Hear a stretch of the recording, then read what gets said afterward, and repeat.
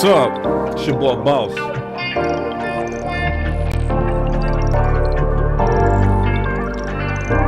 And I got you. Alright, yeah, because some people got some questions. I've been getting hit up about Damone Clark. So we gonna talk about it here at BossCowboySports. We gonna break it down. What it means to the team, what it means to the linebacker room, if he gonna play. Because especially at this time where there's a lot of questions about linebacker, and it is. It's questions. So we've done a lot of research on this already, so this is a good time to answer some of these questions. So, as always, man, y'all sit back, y'all chill out. Your boy Boss got you. Because today, we are tackling Mr. Damone Clark. And will he play for the Dallas Cowboys in 2022? Alright? To a lot of people, it seemed like a long shot. But I assure you it's not.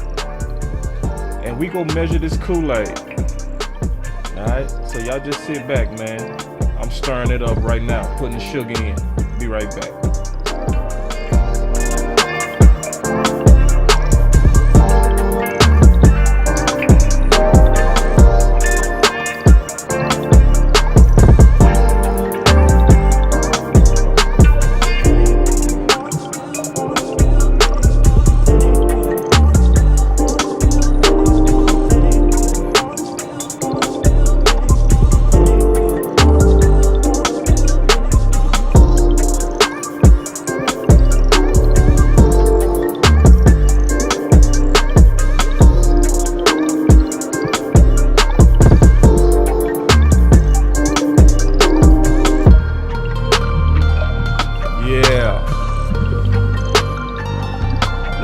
Go.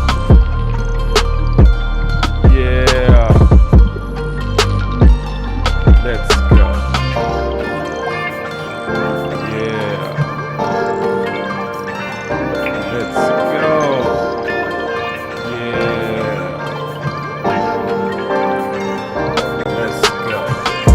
Come on. Boss.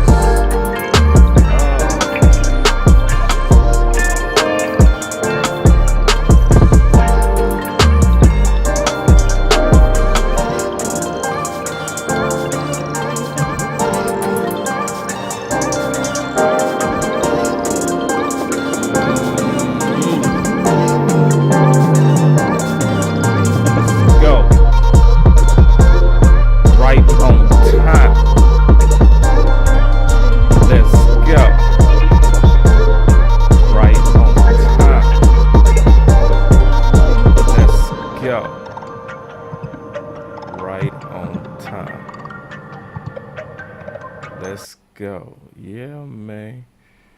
Let's get it, dog. Let's go.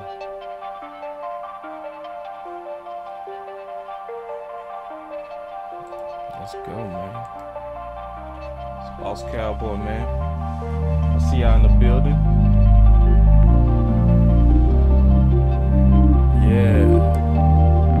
Yeah, this one is interesting.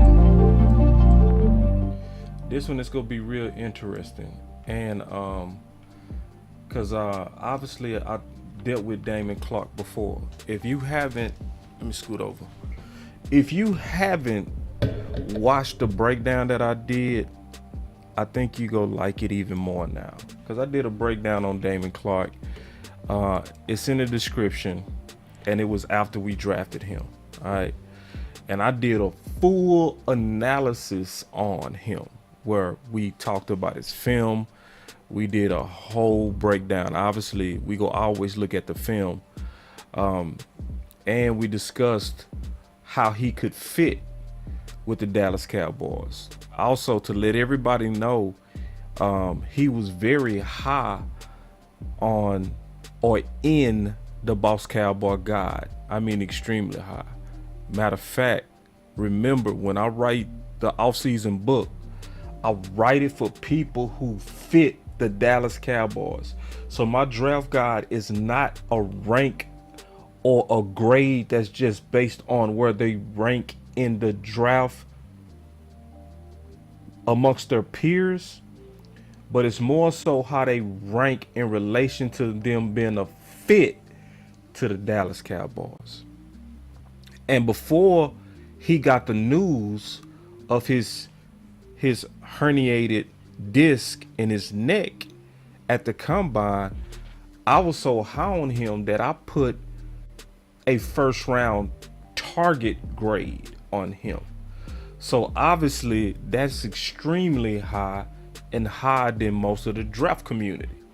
Most of the draft community had him around second to third round in their grades. So I want to explain that because sometimes people look at your chart or your grade or where you have rankings, and then they'll ridicule, and they don't have the full understanding of why I might have, had the analysis that I did.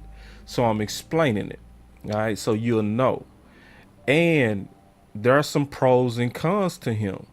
And I was very honest in my assessment, even in the Boss Cowboy Guide. So I'm giving you some background on him. So the first thing, as we review just a little bit of tape, we ain't gonna go to it too much because I've already done the work.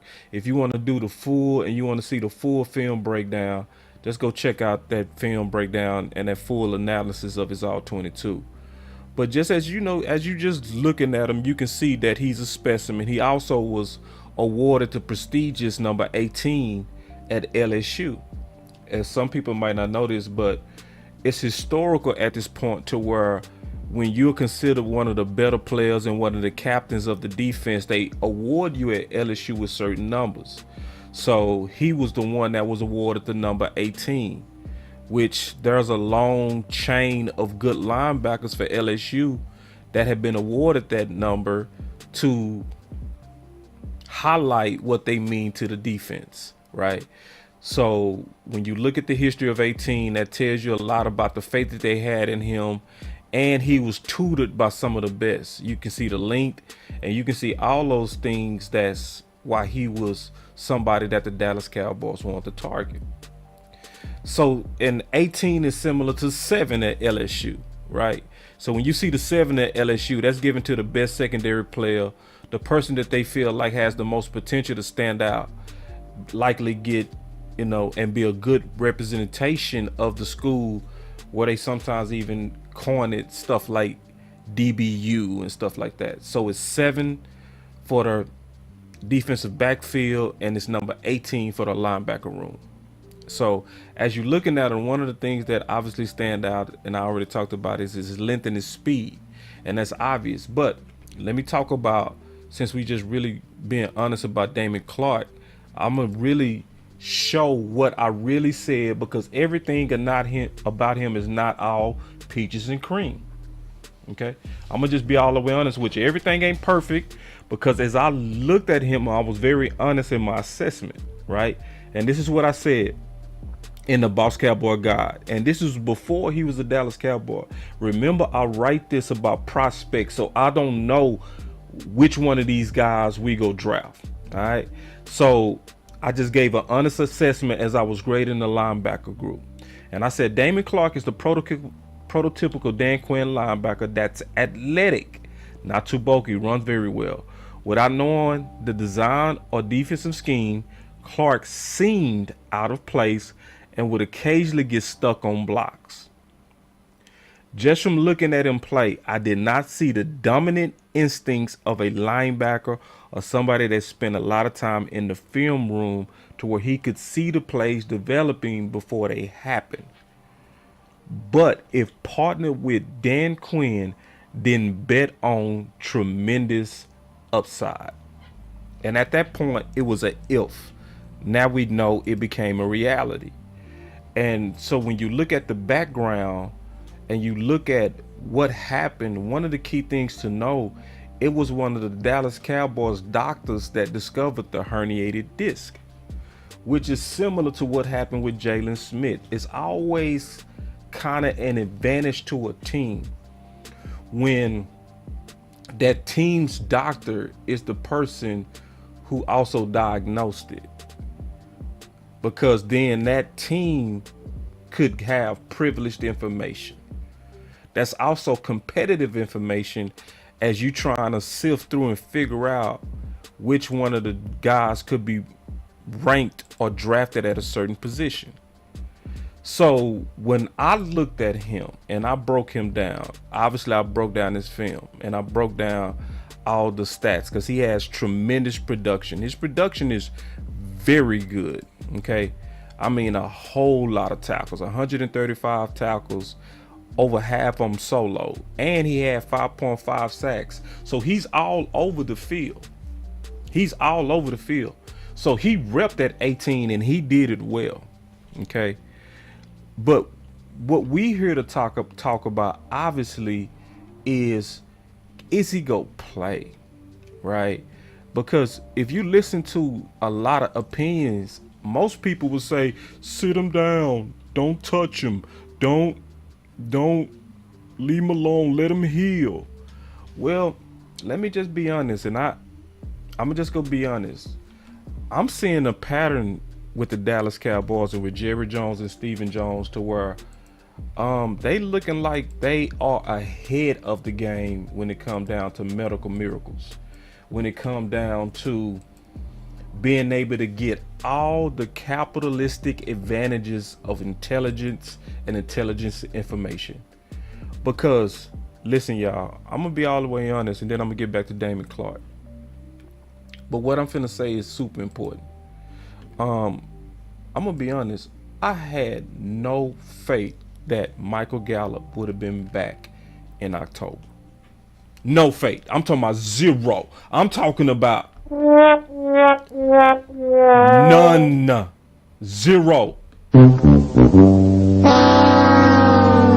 And the Dallas Cowboys was telling us he gonna be back ahead of schedule.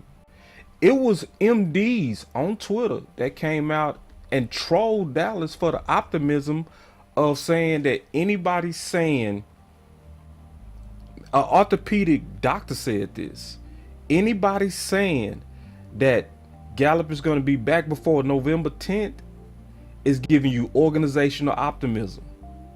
That's exactly what he said. That was a direct shot at Dallas front office. A direct shot. But Gallup came back. And then when you look at even, you can say what you want about Jalen Smith. I'm not arguing his worth of play at this moment. I'm talking about the science and the modern medicine and the advantages that the Joneses obviously show with their facilities in Frisco, Texas.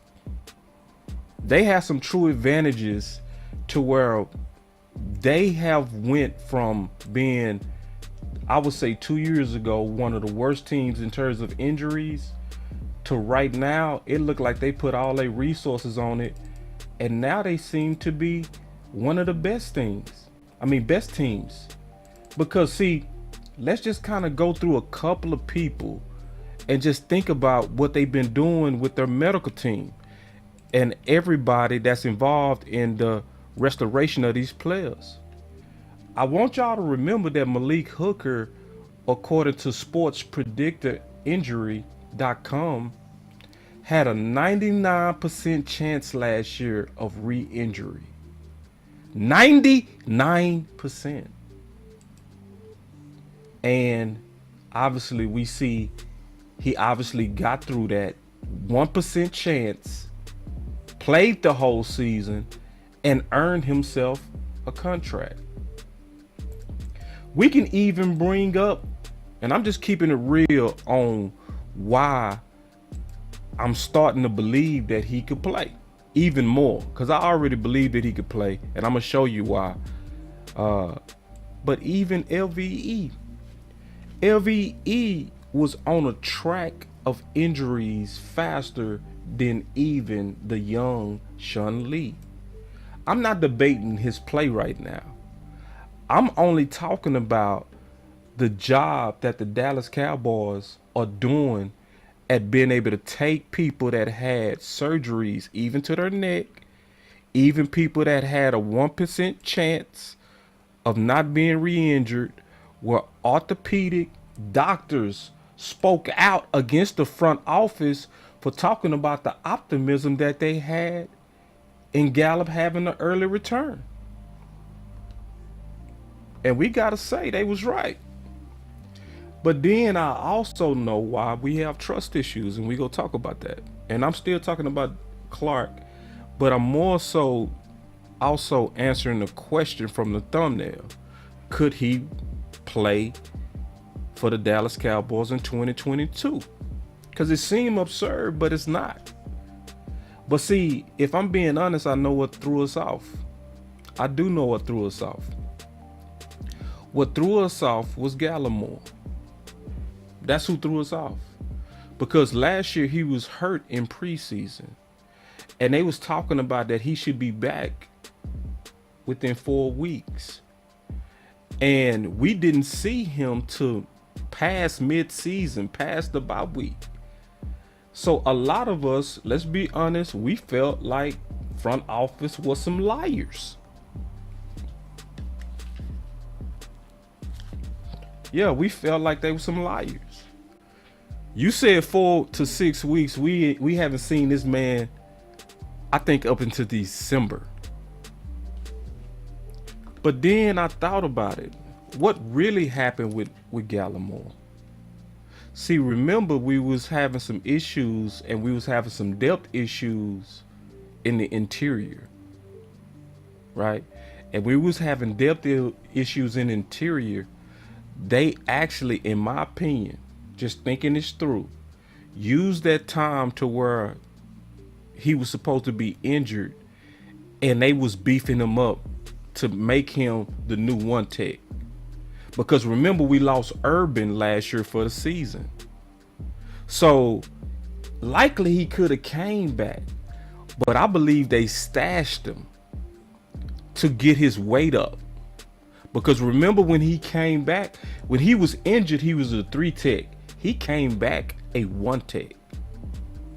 So a lot of us, I honestly felt like we saw that, and we lost trust, as we do with front office, based on them saying one thing and doing another.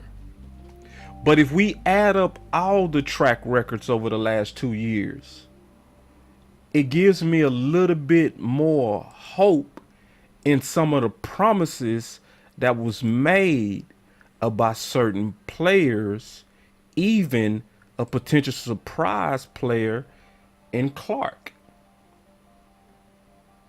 Because overall, as I'm adding up, it looked like the Lannisters paid their debts on the promises of returns of potential players. Because LVE was getting injured all the time. Now he seems, if anything, we might question his play. And I can say this, he's had some good games this year. I'm not going to totally just shoot him all the way down when he showed me at least something. But remember, that's not the debate. The discussion and the talk is about, can we even more so potentially add more competition to the linebacker room this year and make us potentially even better? Now, obviously, Boss would be extremely happy, because Boss Cowboy literally had on Clark a first-round target. Shoot, so if we able to get Clark on the field with me having a first-round target on him, and if he plays up to that, does that make us better? Obviously so. So now let's go through, is it realistic? So let's listen to this real quick and let's talk about it. Stephen, with a guy like Clark, when you go through the medicals with him, is it Hey, have the Cowboys had a guy like this, has had this injury and come back from it, so you feel more comfortable about it? Yeah, I mean, you kind of hate to get in talking about other people's injuries this day and time. You get yourself in trouble, but we do have, we were able to compare Clark to players. Oh, I'm sorry. I ain't want to show you that yet. I'm going to show you that second. Let me show you this one. This is the one. Here we go. Clark's injury, can you just talk about that and the expectations of him?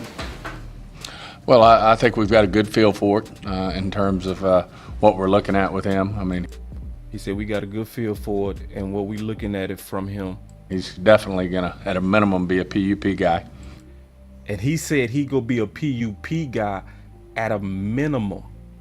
And so he'll miss, 6 months from his time of surgery. And, I mean, this is a guy who works. And he said this is a guy who works. And he said 6 months from his time of surgery. When did he have surgery? Yoga fire. Huh? When did he have surgery? And then let's count up 6 months. He had surgery in March. Right about now. Yoga fire. Right about now. Wow, the timing. The timing. All right, so right about this time. Here we go. Football is very important to him, very committed to getting back, and, is going to work through his injuries. And, if anything, he's going to be one of those guys that's ahead of schedule. Ooh. So It's not a redshirt year. He could have a chance to play this year. absolutely. He asked him, could he play this year? He didn't say maybe. I don't know. He said what? He could have a chance to play this year. Absolutely. Oh, wait. So It's not a redshirt year. He could have a chance to play this year. absolutely. Wait. All right. So this is the deal. This is the key part. He talked about that he would be on the PUP list at minimum. So remember, I already did a video on this where I broke down the PUP list. And I'm gonna break it down and we go add it all up and we go come back and we go talk about, can Clark play and will he play and what are they likely doing? All right. So let's just listen and y'all tell me what y'all think as I just kind of measure all this Kool-Aid, because I'm still a measurer of Kool-Aid. That is still what I do. I still take pride in measuring Kool-Aid. It's a big thing for Boss Cowboy to actually say publicly that he drunk Kool-Aid. Listen, I do not drink Kool-Aid without first measuring. All right, so here we go. Let me measure the Kool-Aid and we go talk about the PUP list. Let's go. To know if that's a realistic timeline, the last thing we got to do, and remember, I do have this link in the description. This is the video I did after he was drafted, and I just explained it well on this, so I'm not gonna re-explain it. I'm gonna just listen to it and then we go talk about it. Here we go. It's look up PUP and the rules of the PUP list. All right, and I got it right here. I got you. Boss Cowboy go take care of you. So check this out. If we look at the physical unable to perform list, which is the PUP, which they say they go likely start him on. They also started Tank on that after his surgery in 2016. Keep that in mind. All right. It said the physically unable to perform list, more commonly known as the PUP list, is a list in football that a player is placed on when they are suffering from a football-related injury during the preseason. A player that is on the preseason PUP list may participate in team meetings and use their team's medical and training facilities, but they are not allowed to participate in team practices. That's the barriers around being on the PUP list. Let me make this a little bit bigger. All right, so here we go. It says it's important to remember that there are two separate PUP lists: the preseason PUP list and the regular season PUP list. So while on the physical unable to perform list during the preseason, the player can be taken off the PUP list and moved to the active roster at any time during the preseason. However, if a player has taken the field at all during training camp, even for only one play, they are then ineligible to be placed on the PUP list. So this is the key part. When a player is still unable to practice or play at the end of preseason due to their football-related injury, they can be placed on the regular season PUP list. However, when placed on the regular season PUP list, they're required to sit out the first 6 games of the regular season. And that's the key right there. That's the key. That their team plays, regardless if they are healthy enough to play before the 6th game. That's the key right there. So that gives us a nice window of what can be expected with Damone Clark and to potentially get this bona fide killer to the Dallas Cowboys. Let me ask y'all a question. What week is this?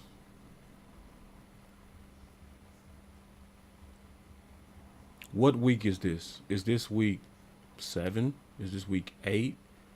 No. We sitting right around the time that they talked about. He said the PUP list at minimum, which meant we looking at having him ready to play 6 games in, depending on how he's doing in his rehab and how he's working. We in week 5. Now, I did this video after the draft. All right, so this is something I talked about months ago.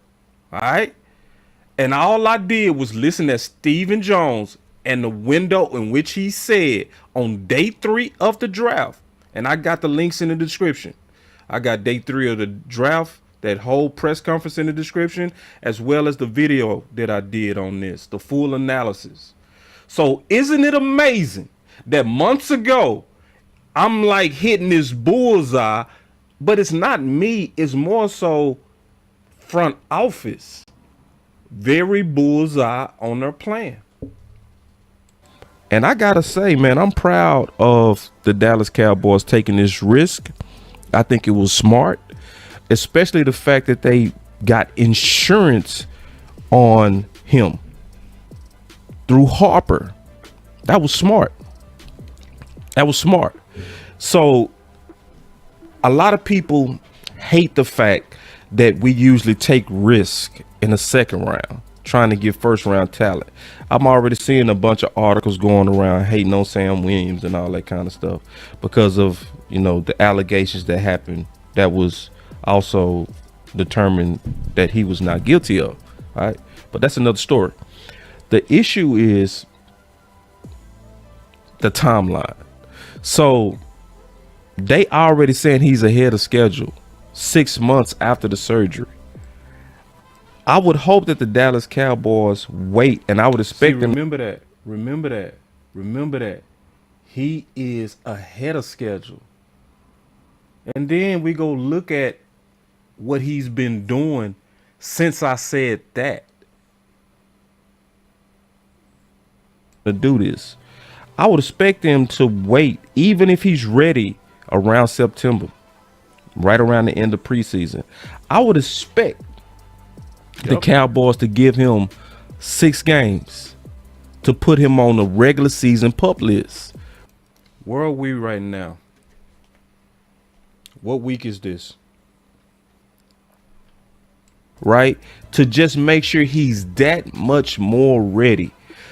Like, we all know Mike McCarthy was the king of load management last year and played it safe with a lot of guys that started to emerge right around mid-season. We started getting guys back that we was waiting on. The Tristan Hills, the Neville Gallimore.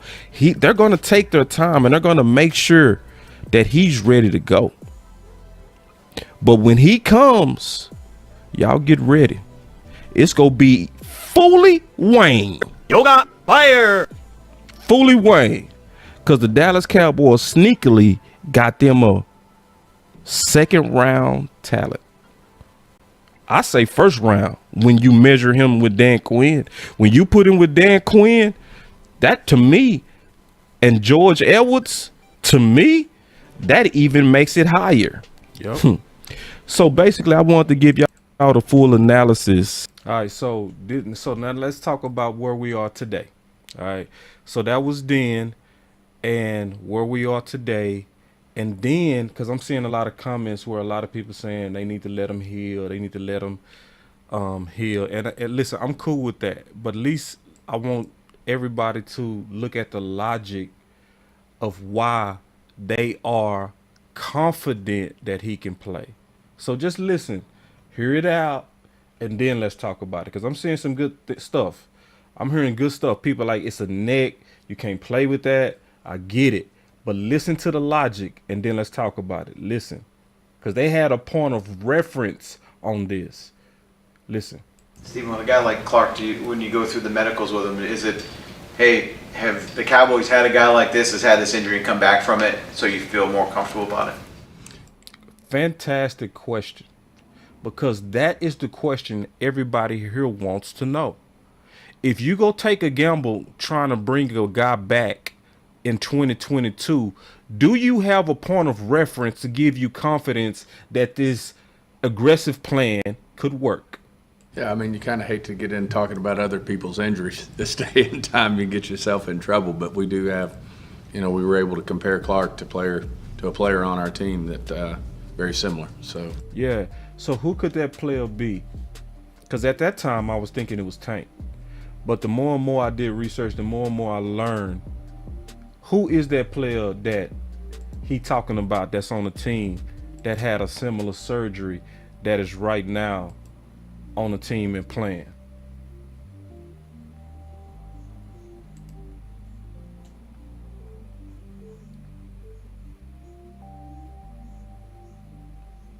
It's LVE. It's either LVE or Tank. It's one of those guys, but more so, especially with the specific surgery, sound like LVE. And LVE, and this is the thing, y'all.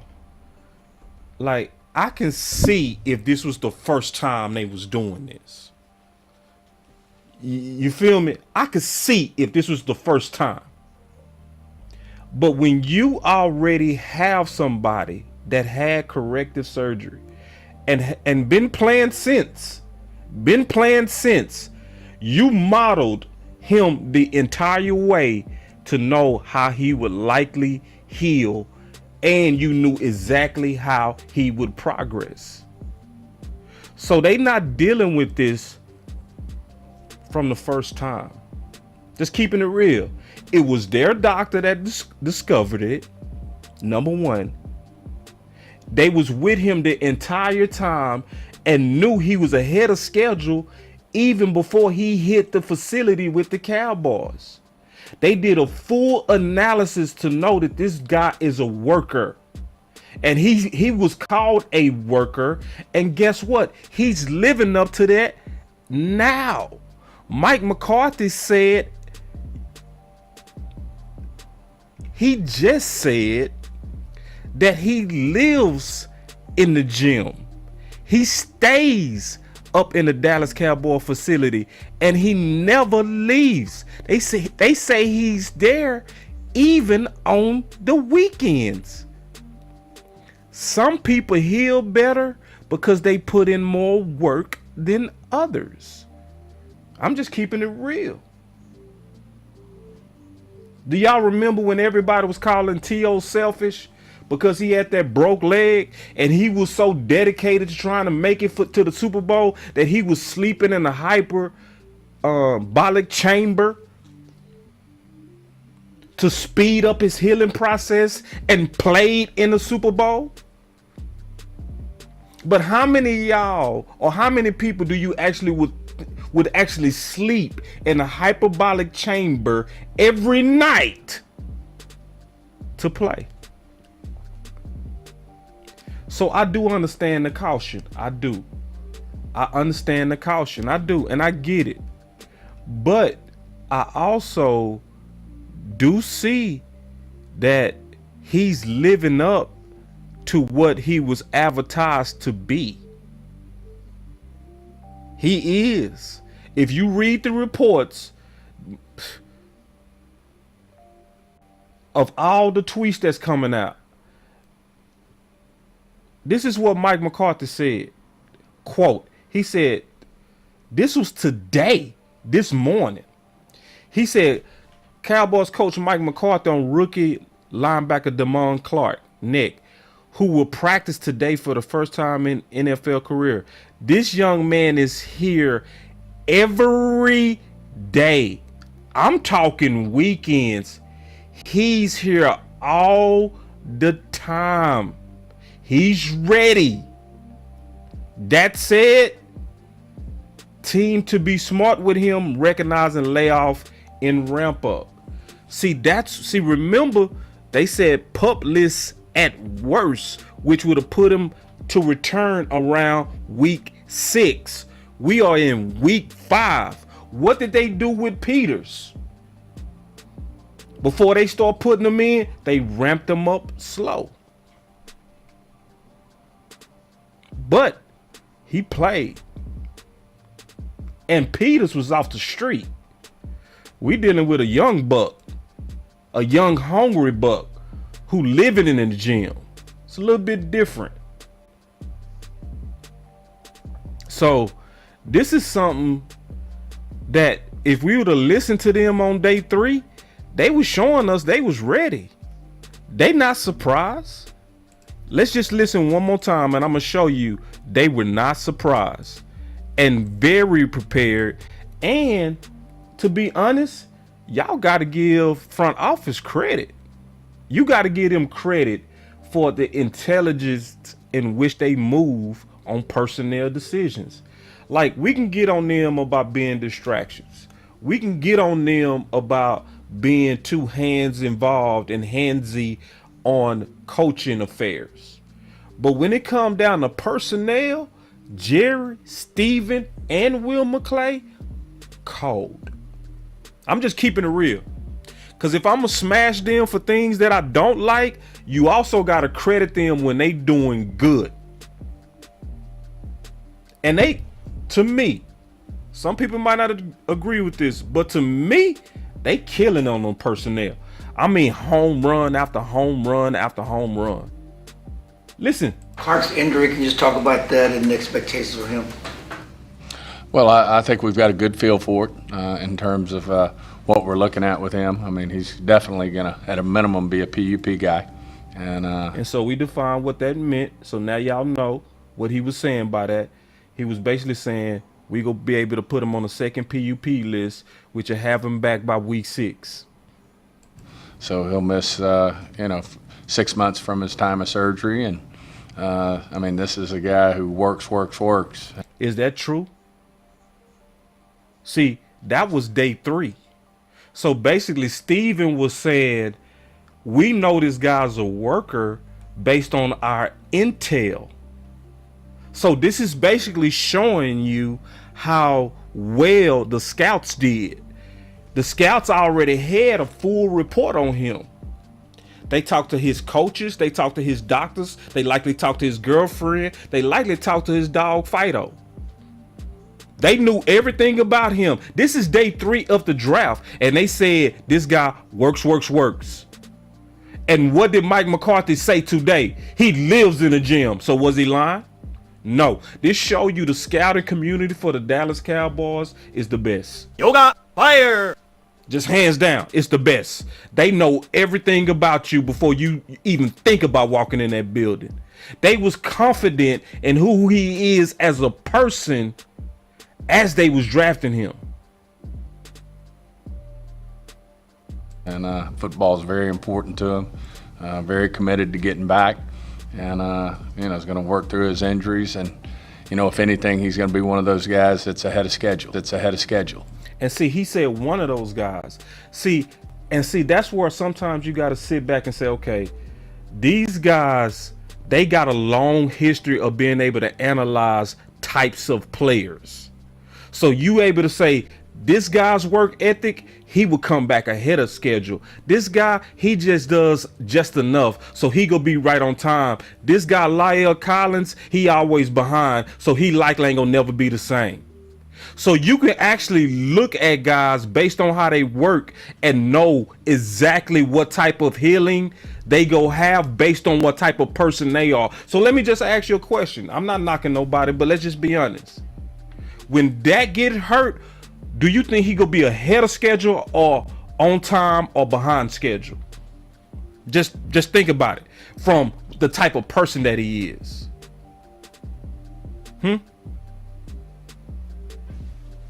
Right? If Steele got hurt, what do you think he would do based on the type of person that he is? Right? Yeah. Everybody saying ahead.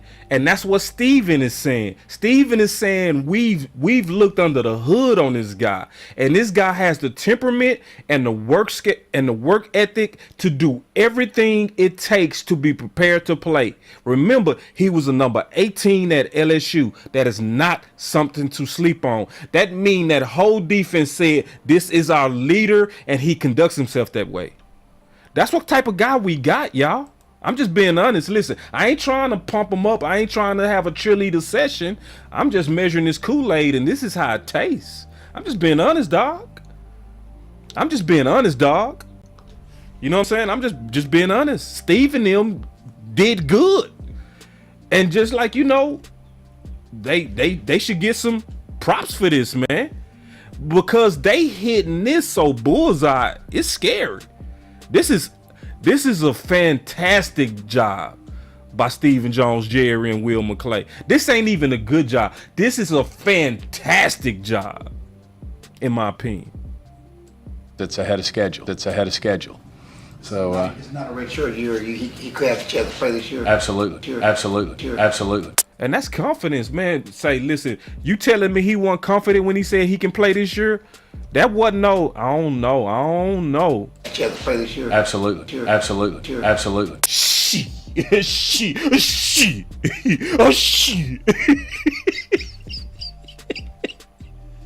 All right, so let's keep going through the backstory of their confidence. Let's go through the backstory of their confidence. So listen up. Feel good about it, and feel good about this guy and how he's going to go about his business and how much he loves the game.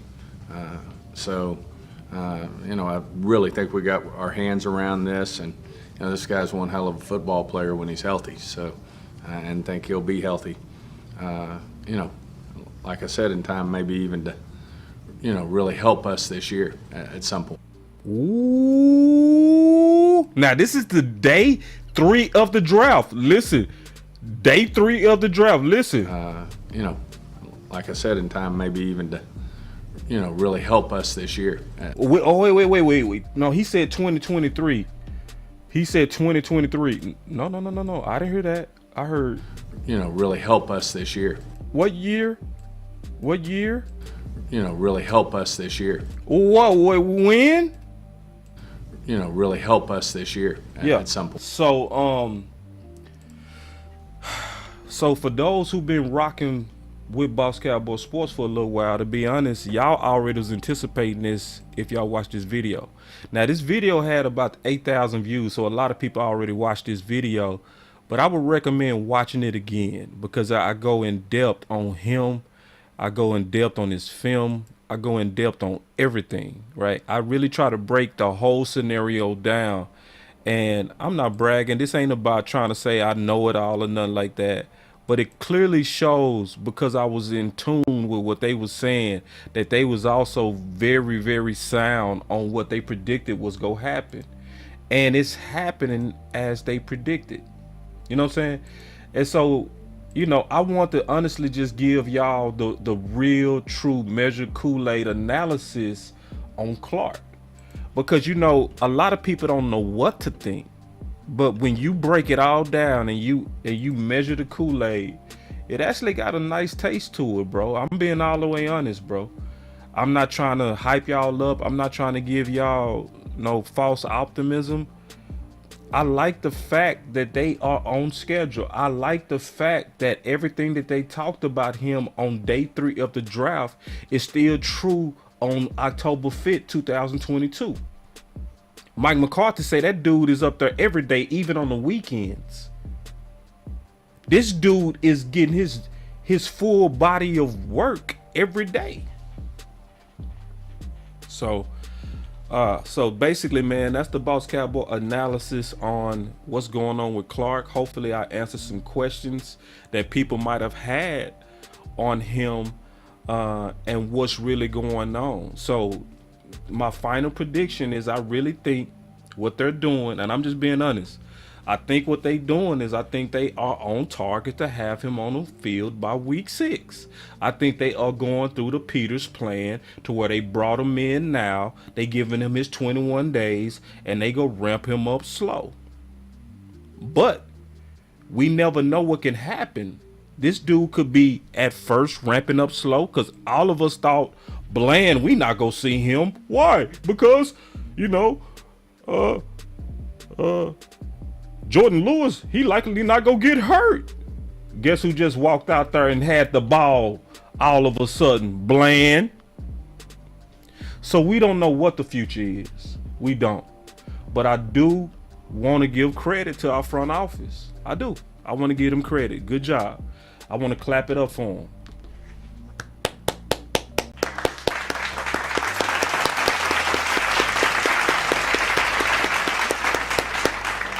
So hopefully now everybody should have a good feeling of what's going on. I'm not gonna be able to take calls right now because I got another session that's coming up. This one is gonna be, y'all gonna have to come back for this one. I'm doing another film session with the OC. This is actually not a session that I did. It was more so kind of like answering questions that I was seeing on Twitter. But let me kind of give me a second. Let me showcase what's coming up real quick in another hour with me and the OC.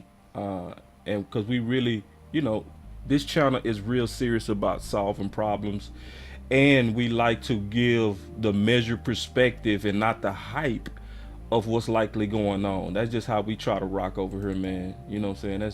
That's just what we do. So real quick, I want y'all to just kind of sit back, chill out for a little while, because we got something that I'm excited to talk about with the OC. The OC is coming out with a film session where we have all the run plays from the Washington game. And what we go do is we go talk about the lack of creativeness in the run game, but more importantly, how to fix it, right? So this is not something that we doing just because we want to complain. That's never what we doing over here. We here to solve problems. We here to put good ideas out there. And that's what we do. If you love film, you make sure you come back. We gonna be kicking it off about 7:30 Central. It's the OC's film session on Kellen Moore, lack of creativeness. We breaking down literally every run play that just happened with the Washington Commanders. And we go talk about it because, see, this is the reason why we gotta talk about it. And I appreciate that one of y'all said, hit that like button. Absolutely hit that like button, man. Y'all go ahead and hit that like button, bro. Y'all hit it for your boy, Boss Cowboy Sports. Because this is the reason why we got to talk about this. And the OC and I was talking about this today. Because this is not the last time we go see a real good front. Okay? We go see another front that's similar to what we just saw with the Washington Commanders. And it's the Philadelphia Boo Boo Boys.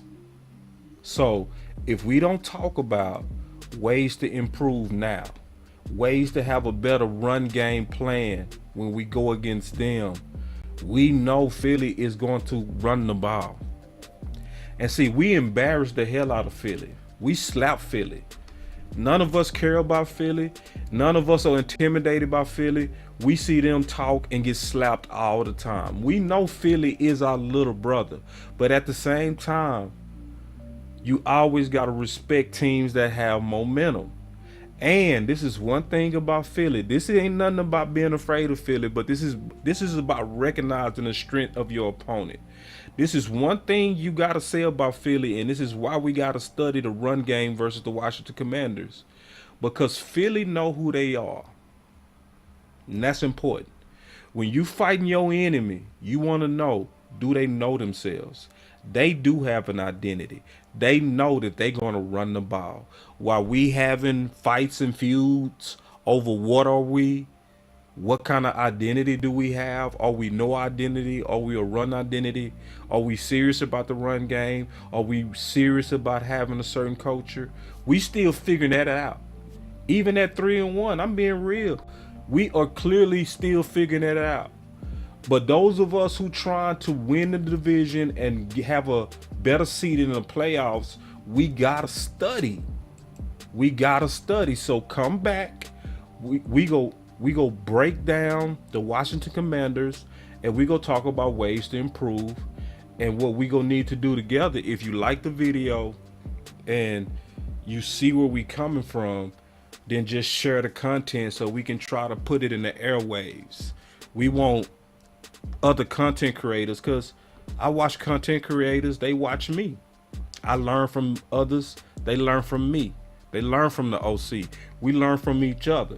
And when we learn from each other, we echo each other. And then sometimes when the right one of us said, the right media person will write about it. And then the right person in front office will read it. But it's an echo effect that we got to create organically. So y'all come back for that, man. And y'all remember, man, at Boss Cowboy Sports, we will always fight to be loyal. Never devoted. Never. We will always fight to tell and say what we need to say, not what you want to hear. That's the identity of who we are. And we know that. And we don't apologize for it. We know exactly who we are, and we know what type of content we do over here. But y'all stay up, man, and y'all just go take a quick break. We gonna be back. We gonna be back today with a full analysis on the run game, and that should be fun. Even if you don't like the Cowboys, you should. If you like film and like football, you gonna love the OC's breakdown and the logic of what we trying to do in terms of preparing for our future opponents. So y'all stay up, man. This is Boss Cowboy Sports, where your voice matter. I'll be right back today at 7:30 Central. Peace.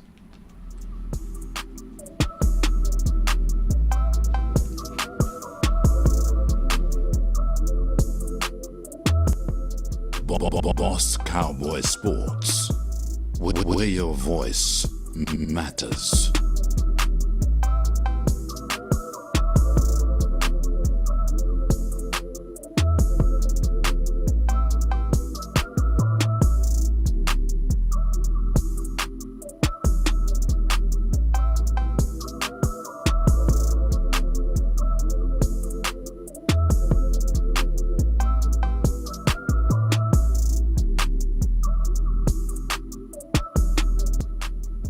Boss Cowboy Sports.